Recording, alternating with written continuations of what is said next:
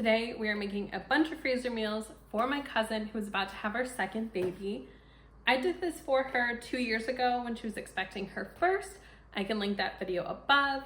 And today we're making more budget-friendly freezer meals that will be so great for postpartum, and will now be feeding a family of 3 since her little one is now 2. Now, if you like this kind of content, I share a lot of budget dinners, freezer meals, so go ahead and click that like button and subscribe, and let's jump on in. We are starting off strong with breakfast. These are like waffle protein sandwiches. I made the kodiak cake mix, my bread, I did the extra milk and eggs for extra protein, and I'm just cooking these in a mini little waffle maker. Sorry, this is filmed the wrong direction. I'm also going to cook my egg in the same waffle maker with some cheese so that it maintains the same shape and fits really well with those pancakes. And then, of course, can we really have a breakfast sandwich without some meat? So I did cook up some sausage. Now, you will see here, the sausage is so tiny, but that is what I had, so that is what I'm sticking with. Just wrap these up, throw them in the freezer, and that way in the morning, microwave. We are going to make incredible cheeseburger sliders. Now, for this, I am sauteing up some of that onion in some oil, and then throwing my ground meat in there. It's still a little frozen. That's fine. It will all cook. Add in as much minced garlic as feels right. Once it's cooked, add in about 1/8 a cup of mayo with seasonings. And then we're going to let that cool. Do your best to cut up your Hawaiian rolls. Mine was not very well. Add a layer of cheese. I would recommend slices. It's easier. And then we're going to add that cooled meat onto here. Top it with more cheese. And then go ahead and put that top layer of the bread back on. I added some melted butter. If you have sesame seeds, add it. I didn't. Go ahead, let it fully cool, and then throw in the freezer. We are going to make some easy grab-and-go banana chocolate chip muffins.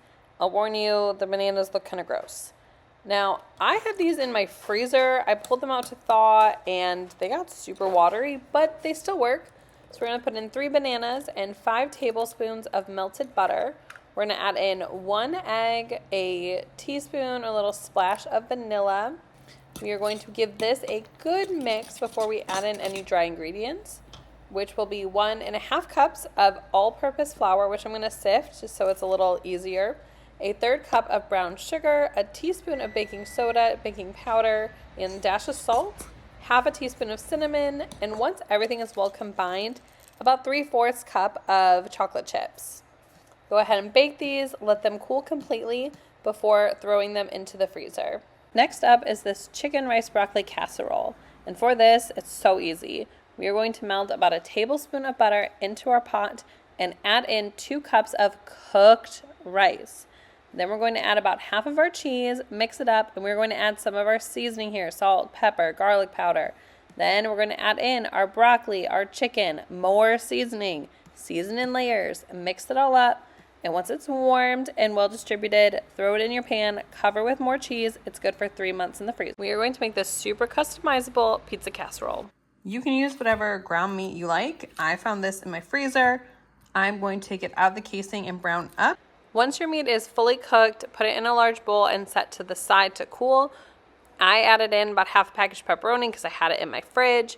Found some spinach. I'm going to cook that up to throw in here. And we're going to cook 1 pound of pasta. You are going to slightly undercook it. Add in an entire jar of pizza sauce. And then we are going to combine everything together into that large bowl with our cheese. Give it a good mix. And don't be like me and forget to add the vegetable that you cooked. Give it another mix. This made 2 9x13 dishes.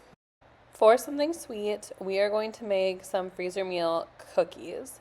Now for this, we're going to start with 2 cups of melted butter and then 1 cup of sugar and 2 cups of brown sugar. Once that is all mixed, we are going to add in 4 large eggs and a tablespoon of vanilla, a teaspoon each of baking soda, baking powder, and salt.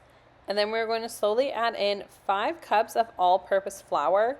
Lastly, 4 cups of whatever mix-ins you like, chocolate chips, candy. On our baking sheet, we are going to try and spread this out, and then we're going to kind of cut it into squares. I tried this with a knife. It didn't work. So then I thought pizza cutter, and it worked a lot better, still not perfect. We're going to put this in the freezer for at least 1 hour. After about an hour, you can kind of break up the pieces, put it into our Ziploc bags. Can you really be making freezer meal prep without making breakfast burritos? I don't think so. So I'm going to start off by grounding about 2 pounds of ground pork, but you can use any ground meat you like. And I prepped these potatoes so they're very well seasoned, but you can use frozen hash browns. Put the potatoes, the meat, and then we're going to put our egg, milk, cheese mixture on top. And we're going to bake this at 350 for I think it was like 35 or 40 minutes, pretty much until those eggs are cooked. And look at this. How incredible does it look? It smells amazing. And because I have 8 burritos, I'm just going to take 8 portions and voila, so easy. We are going to take our burritos, layer it with some cheese, put that mixture on, of course add even more cheese, and I'm just going to fold it up, which I swear I know how to do, but as soon as I filmed it, I completely forgot. We have a packet of soup mix, brown gravy, cream of something soup, and the equivalent to 1 can of chicken broth.